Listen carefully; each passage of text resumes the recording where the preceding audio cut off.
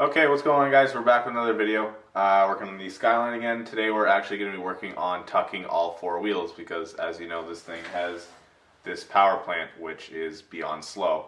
So if it's not slow, it might as well be low. So the goal for this year, finished off the year with the 17-inch wheels on it.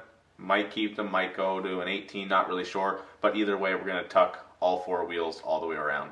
So basically we're going to show you how to tuck the Skyline and get it perfectly low. So let's get to it. Okay, so as you can see, we have our ISC coilovers installed.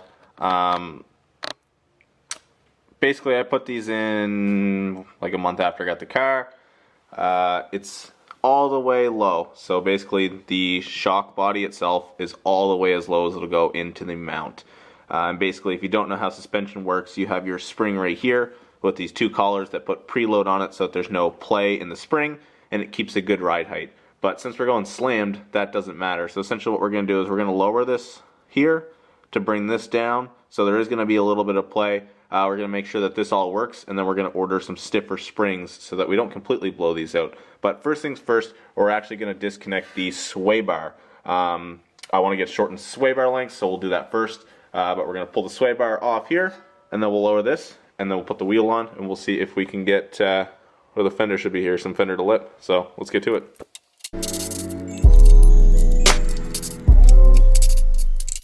Okay, so two things we discovered. One, bushings are starting to separate in this tension rod bracket, so we're going to replace these bushings or the whole rod over there. And two, look at the beautiful zinc coating. I don't know if you can see that. Beautiful zinc coating. Still on these bolts. Just some quality from Nissan. So I've got tension rod bracket out. And then I'm going to do the same on the other side. And then we can drop this sway bar out for now. And that'll give us some temporary room to kind of judge everything that's going on in here. So let's do that.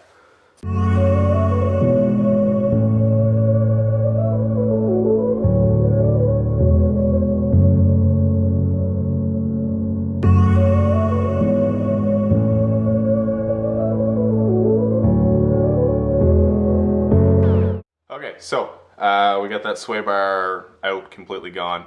Now, basically all we have to do is drop the suspension. I'm actually going to pull the whole coilover out and lower it down that way and then put it back in. It's just like, it's 3 times easier than trying to just like turn it. But I'm going to give it a go, see if it'll turn, because I mean, these are brand new and I think they've been driven in like rain twice. So, we'll give it a go, see if it turns. If not, we're just going to drop the whole coilover out and we'll adjust it that way. Oh, look at that. I don't know if you can see that. She cracked free. So we'll crack the top one down and we'll lower it down.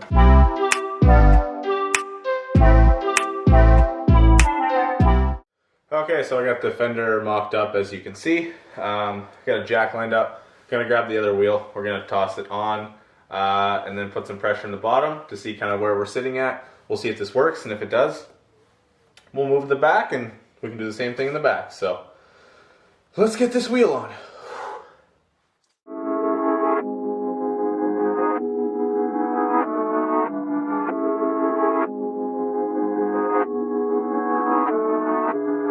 Okay, so as you can see, we're closer. Before there was like that much gap. So we're dialing it in. I put that finger space before. I'm actually going to double it up. We'll do 2 fingers, which is about like, I don't know, 1.5 inches total. And that should bring us to where we want to be with the 17s. So I'm going to pull this off. I'll do what you already saw because you don't want to see it again. Then we'll try this again. So round 2, let's go. I think this is pretty much where it's going to be. That's low. That's without taking collars out. But if I took collars out, I can still go lower a little bit. Okay, so coilover wrenches, coilover.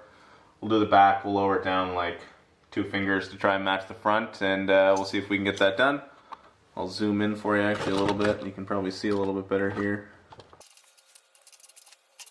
So that's just about 2 fingers. The gap is always a little bit bigger in the front, so we'll leave it about 2 fingertips. That seems right. Now we'll wind that down.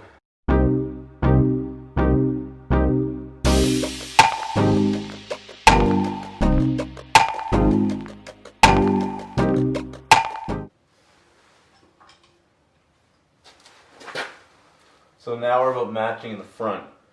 Actually, yeah, it's pretty much one finger. So that's it right there. That's pretty much matching in the front. So I wouldn't call it a full tuck in the rear, but we're pretty damn close. Once I get the other springs, we can definitely go lower. So. Okay, so as you can see, we got the front done, got the rear done. We got all our specs good. We can order some new springs, toss those in. We won't have to worry about it. Be a little bit of a stiff ride, but that's if you're gonna go this low, that's what you got to do. So yeah, just about there. Suspension's pretty much dialed in. Got to order a few more parts. Still waiting on tons of parts to come in. Got full body kit. We got the wrap. Got all the pieces. Well, about 80% of the pieces for the manual swap. Still got to order a hood. That's the only thing I've got left to order. We got the brakes to install. Got tons of stuff to do in this car. So lots more content coming soon. Hopefully enjoyed this quick little video. Thanks for watching, and peace out, guys.